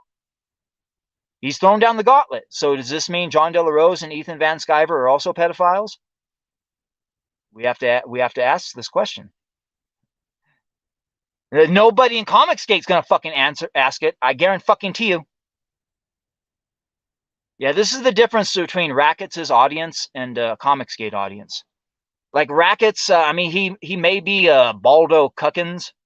I mean, this guy may be the Lord of the Beta males, but at least he's got some semblance of chutzpah within his audience to call him out for who and what he is, call him out for the fucking degenerate cuck that he is. Does Comicsgate have anybody within it to call out JDA and Ethan for their association with Vito? Like, oh, we need to check your hard drives too, blah, blah, blah. Just like how Eric July suggested, anybody defending needs to have their hard drives checked. So if you have Vito on your show, does that mean the FBI needs to check your hard drive? Is that what you're saying? We need to check your hard drive, JDA? See all that fucking catboy porn you've been beating off to? Was that the reason why your wife left you? All that fucking catboy porn, you stupid piece of shit? I guess we'll find out soon. I guess JDA is going to be going to court again. I think it's next month. Yep. He beats his wife. Fake Christian. A fake Christian who beats his wife. John De La Rose. Yeah, he's trying to toe the line and stand upon the razor's edge and try to be both Vito's friend and kiss up to Young Rippa. But John De La Rose don't understand. Young Rippa, there's one thing Young Rippa will not tolerate is disrespect. I don't tolerate disrespect. This disrespect will not go unanswered. Like, I guarantee you he's keeping tabs on this shit. Yeah, everybody remembers John Malin, what John Malin said about his comic. Like when Young Rippa first showed a couple of panels of his comic, when he finally showed it, and it showed that stupid fucking scene where Darren's walking and like he's grabbing the dude's nuts, it looks like. Like, first of all, if Darren is a big bad, he's supposed to be one of the fucking villains of the story, and you're just introducing him, you don't give him a small panel like that. You give him at least half of a page. You want to give him a splash page, but at the very fucking least, you give him a half a page. But no, he gave him a tiny little page down in the corner. It looks like he's grabbing some fucking dude's nutsack. And Malin called it out. He's like, is he grabbing his balls? And like talking about, and then he speculated whether or not he was gay or whatever. And Young Rippa said something like, well, you'd grab him to rip his nuts off or something like that. Tried to play it off. But notice how John Malin didn't get to do a cover for ESOM 2. No, Shane Davis did. Ethan Van Sciver didn't. No, but John Malin didn't. Nope. This disrespect will not go unanswered. I guarantee you Young Rippa remembered that. He remembered that disrespect, and for that reason and that reason alone, John Malin didn't get to get his fucking cover. I guarantee you. Yeah, fucking Malin. Putting his foot in his mouth all the time. Yeah. Boy, I heard Malin got emasculated here. It was a couple weeks ago or whatever by some lawyer. Yeah, I saw some of the fucking highlights of it. Oh my God. You talk about getting emasculated. Jesus Christ. And he went on with Ethan afterwards, and they did an entire Coke stream about it. I guess this lawyer was a friend of Rackets' too. I guess he was a regular on there. But he was getting drunk and just completely fucking just deboing John Malin. It was fucking hilarious. Yeah, it's just funny seeing these stupid Comicsgate nerds when they're confronted with like a real man who lives in the real world, who confronts them with real world issues that aren't related to retarded comic book bullshit. or Jerry Springer, Maury Povich-esque nonsense. Like when confronted with real world issues, like seeing them like act like stupid little fucking children, basically. Yep. What a joke. Yeah, remember Norm Leonard? Anybody familiar with the Twitter sphere of Comicsgate knows who Norm Leonard is. But Norm Leonard, he was one of these diehards on Twitter all the time, every day. Like way more than a full-grown man should be. Always drinking the Comicsgate Kool-Aid. Always retweeting this. Always on Ethan Van Sciver's timeline saying this. Sucking that metaphorical internet fucking dick, basically. And then like that, Norm Leonard is nowhere to be seen. Not only is he nowhere to be seen, but his fucking account is basically gone. It says this account no longer exists. And it's like, what the fuck happened to Norm Leonard? What happened to Norm Leonard? This motherfucker was a Comicsgate. I mean, this guy was a sentinel. He was like basically a centurion there for years, like every day, shit posting, trying to fight with SJWs or whatever. And all of a sudden, like that, pulls a Kaiser Soze and he's gone. What happened to him? Did Norm all of a sudden become disenfranchised with the movement? And like you know what? Fuck Comicsgate. I'm just going to not have nothing to do with this community anymore. After being such a stalwart every day for so many years, like that, he just decides to flip on a dime. Anybody who knows Norm Leonard knows he was kind of up there in age. I mean, he was kind of a geriatric old fool, to be honest. Now, what happened is, in my opinion, my theory is the jab got him. That's what I think happened. Something happened. I think the jab got him. And he has left his mortal coil and he is no longer with us. This is the only reason I can come to think of why he would just like that vanish from Twitter. Yeah. I think he's gone. And I think the jab got him.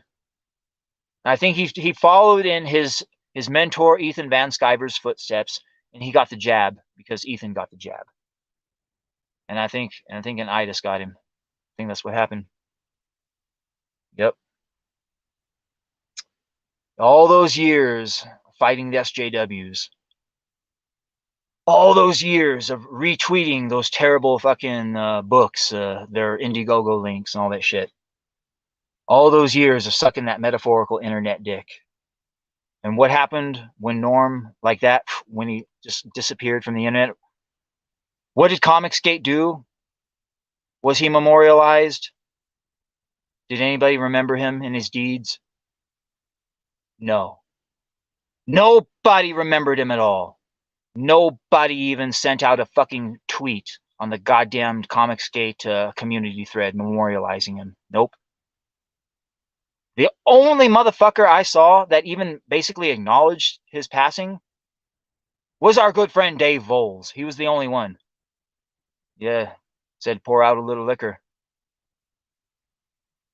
Yep.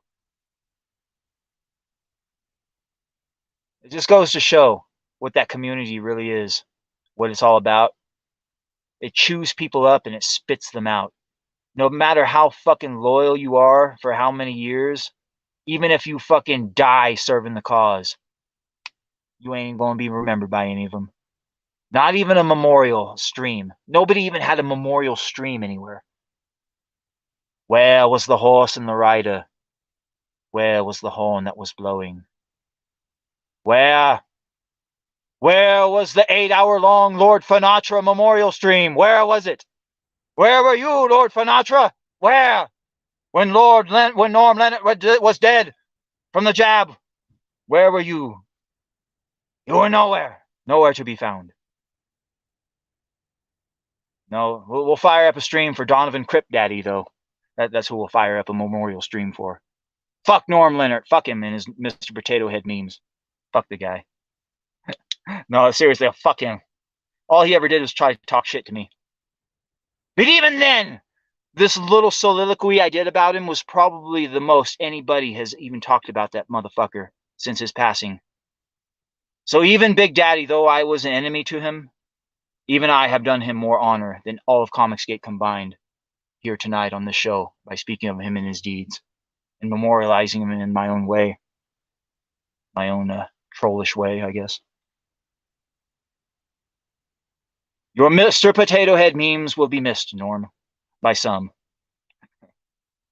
Not by many, apparently, I guess. If you were to look at Comicsgate's reaction. Yeah. Oh, Dave Voles was the only one I saw that actually acknowledged the whole thing. Maybe he will become Comicsgate's mascot when it's all said and done.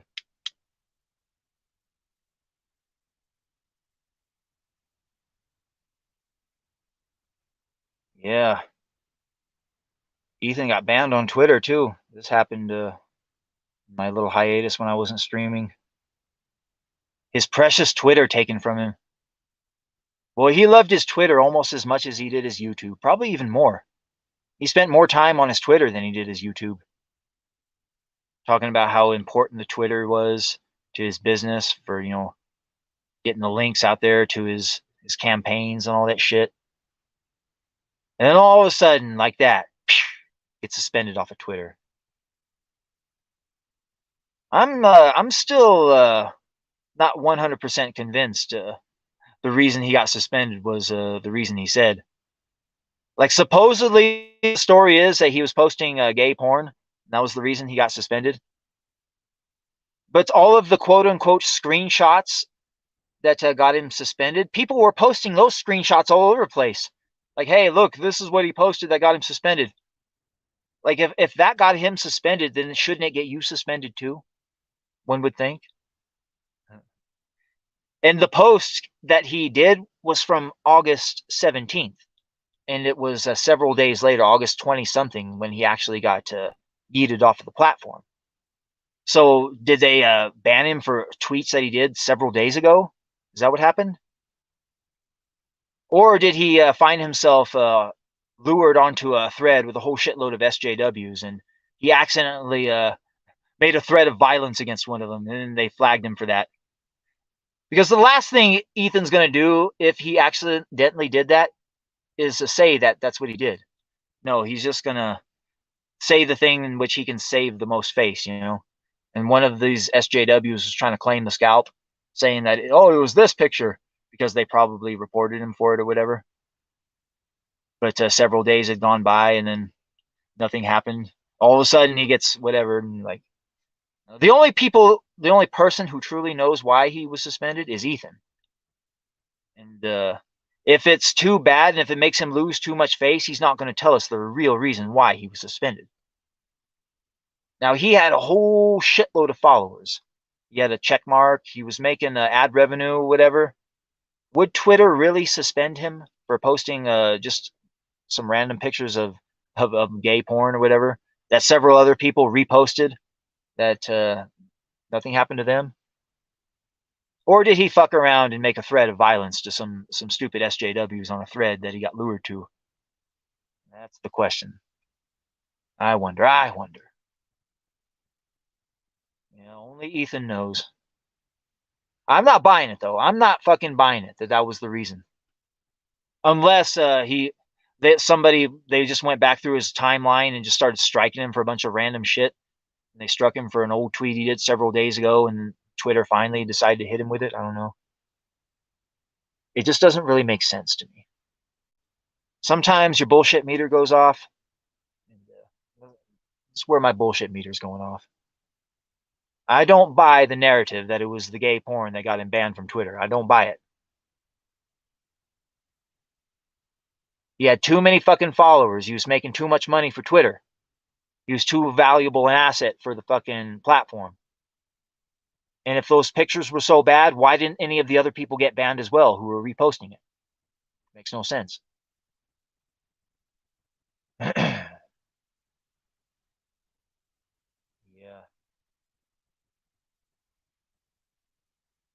Norm, not memorialized. All those people within the Comicsgate sphere should take note. Lord Finatra, you should take note. What happens if you lay down on your pile of towels and you never wake up? Will Comicsgate remember you? It's like if I Were to die, murdered in cold blood tomorrow, would you feel sorrow or show love, or would it matter? Would it matter? And if not, then what was the fucking point of spending so much time with such a fucking stupid community of people?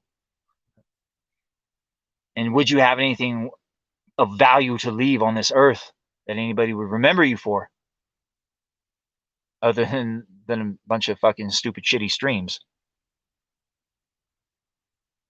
Like, did RoboChode ever get made? No. At least if you made RoboChode, you'd have had some sort of a legacy. Yeah, clipping videos or clipping audio of people saying shit and then lacing it with beats that you downloaded off the internet. That's not original. That's stupid. That's shit. Like, make your own true original shit. That's what I say. No, I know Lord Finatra don't listen to me no more. I remember him on there with Ethan. He's like, oh, I don't listen to Big Daddy no more. Yeah. Of all of my pupils, he was my biggest disappointment. Yeah, he can have Yellow Flush be his life coach. See how far that gets you in life. Why won't you let me be your fan? Yikes. Yeah. Yeah, looking at the way young Rippa conducted himself here recently and the way Ethan has conducted himself. These people, they're supposed to be professionals. That's the way the old term goes. Professional. You got to act in a professional manner. And Ethan Van Sciver acting not very professional at all. Same way with young Rippa.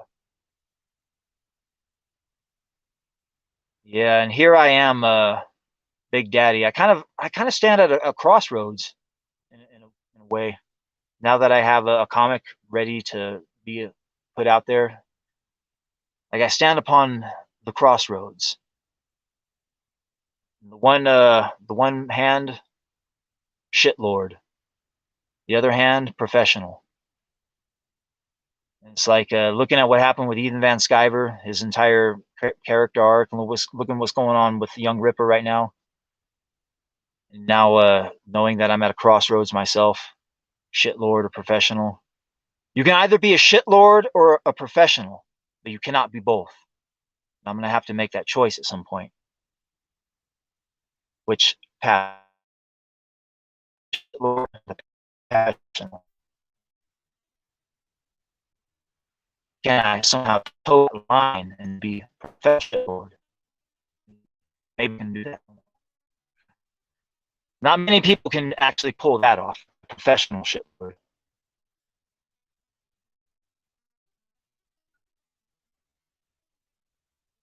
Yeah. Thinking about creating an entire YouTube channel that's completely separate, anonymous to any of this, calling it something completely different, not related to Big Daddy, whatever, when the comic finally comes out. And then I could do the type of content that I really want to do, but I really can't do at the moment.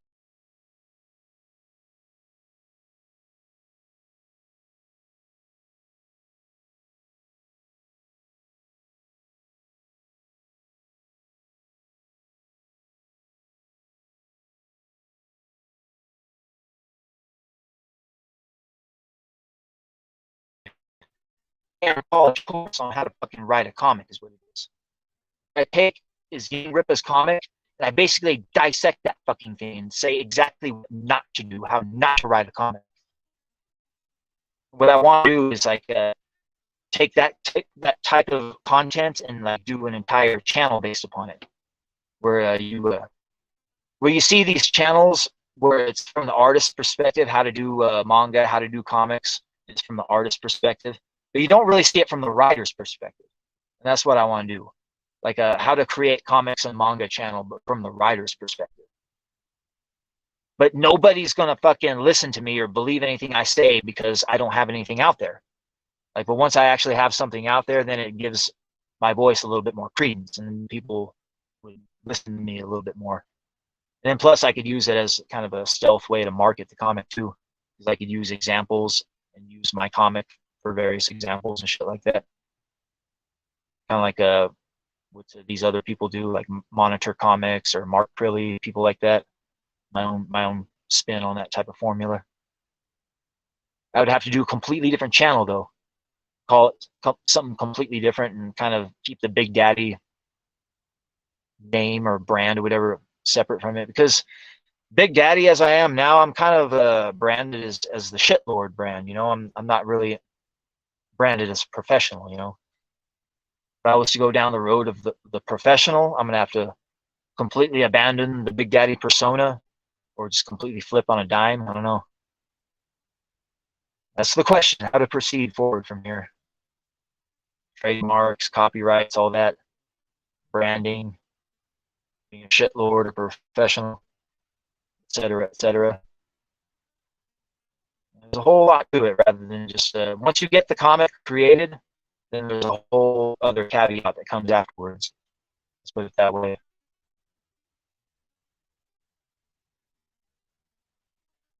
Yeah. Do I stand upon the razor's edge and try to be a professional shitlord? That's the question.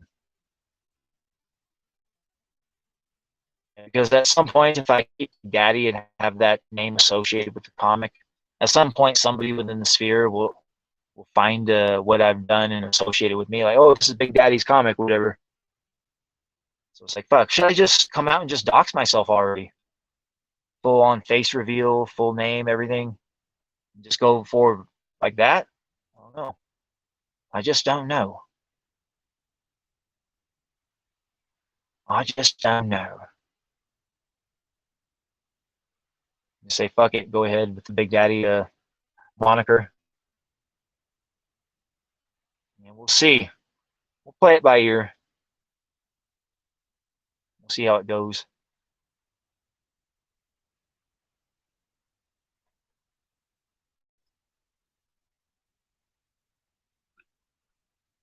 Yeah, we're approaching the end of the show. Shit, well, 2-hour mark. Yeah, we don't want to go too long. Sometimes if a show goes too long, then well, it becomes, well, if you see something 3, 4, 5 hours long, it's a little intimidating. Like, fuck, there's most of my day right there. Something good 2 hours long, you can finish half of the stream one day and half of the stream the next day, whatever. You can get through a 2-hour stream.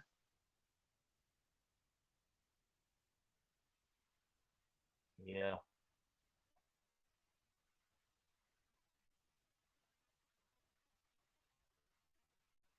Yeah, the important thing is I did it my way.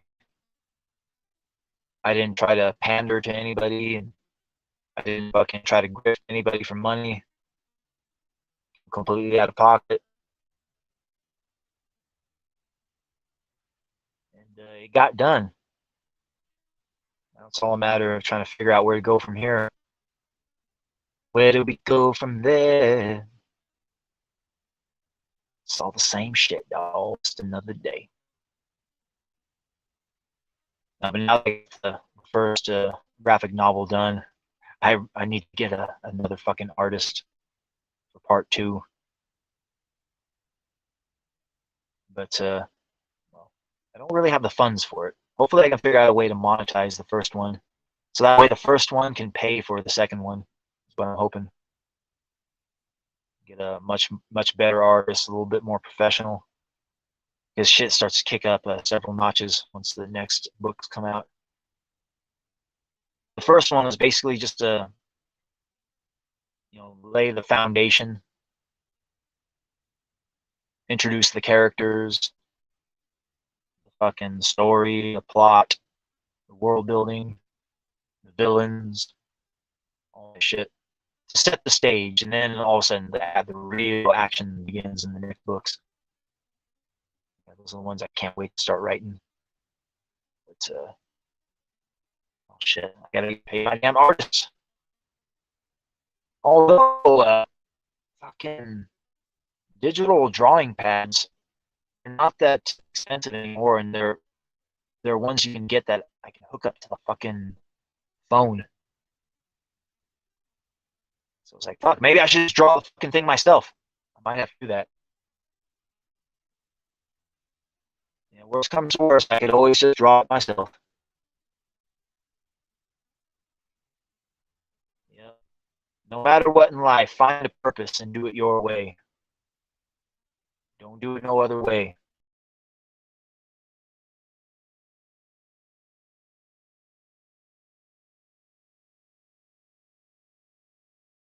And now the end is near, and so I face the final curtain. My friend, I'll say it clear. I'll state my case, of which I'm certain. I've lived a life that's full. I've traveled each and every highway. And more, much more than this, I did it my way. Regrets, I've had a few, but then again too few to mention. I did what I had to do, and saw it through, without exemption. I planned each charted course, each careful step along the byway, and more, and so much more, I did it my way. Yes, there were times, I'm sure you knew, when I bit off more than I could chew. But through it all, when there was doubt, I ate it up and I spit it out. I faced it all and I stood tall and did it my way.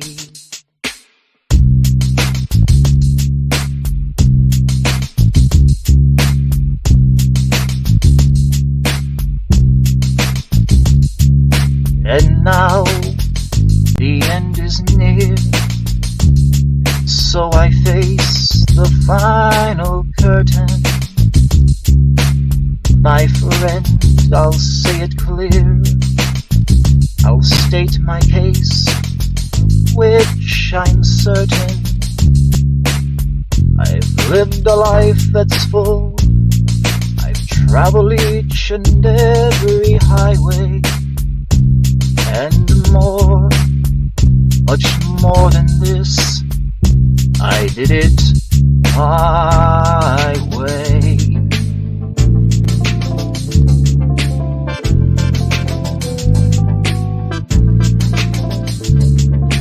Hey, I'm your light, I'm the one I take you there. Hey, I'm your light, I'm the one who cares. Hey, been betrayed, I'm your one true friend now. Hey, I'm your light, I'm forever there. I'm the one who makes you feel, I'm the one who makes you squeal.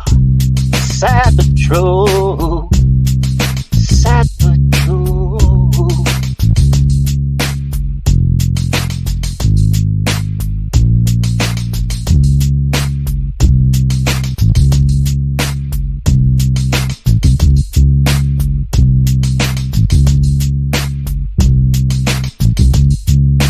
Yes, there were times, I'm sure you knew, when I bit off more than I could chew. I did what I had to do, and saw it through, without exemption. I planned each charted course, each careful step along the byway, and more, much more than this, I did it my way.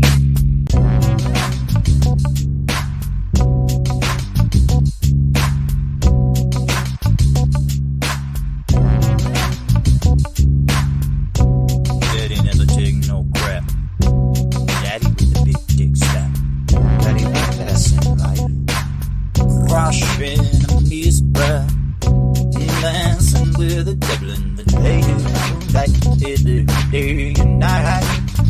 Tell me now, what is this tonight? Rushing in a mist world, leaving my soul of pain. Rushing in a mist world, dancing with the devil in the rain. My mind, crushing a mist world, feeling my soul a spark.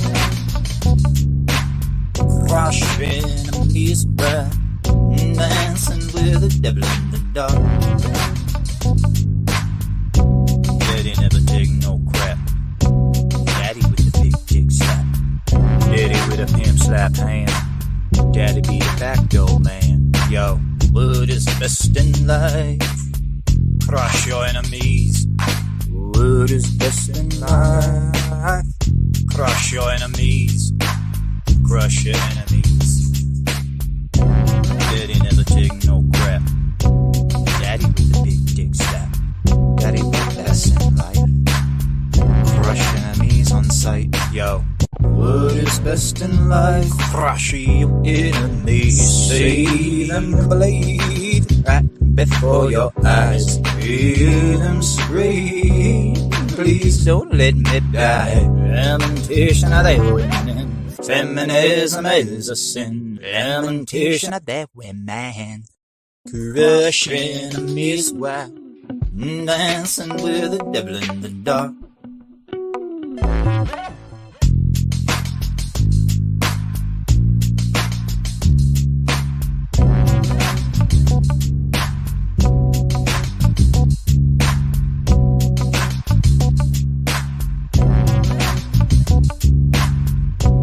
Daddy never take no crap. Daddy with the big dick slap. Daddy with best in life. Crushing a mist breath. Dancing with the devil in the day. Like the day and night. Tell me now, what is this tonight? Crushing a mist world. Leaving my soul of pain. Crushing a mist world. Dancing with the devil in the rain. My mind. Crushing a mist world. Feeling my soul a spark. Crushing a mist world. Dancing with the devil in the dark. Daddy never take no crap. Daddy with the big dick slap. Daddy with a pimp slap hand. Daddy be the back door man. Yo, what is best in life? Crush your enemies. What is best in life? Crush your enemies. Crush your enemies. What is best in life? Crush your enemies. See them bleed right before your eyes. Hear them scream. Please don't let me die. Lamentation of the women. Feminism is a sin. Lamentation of that women. And more, and so much more. I did it my way.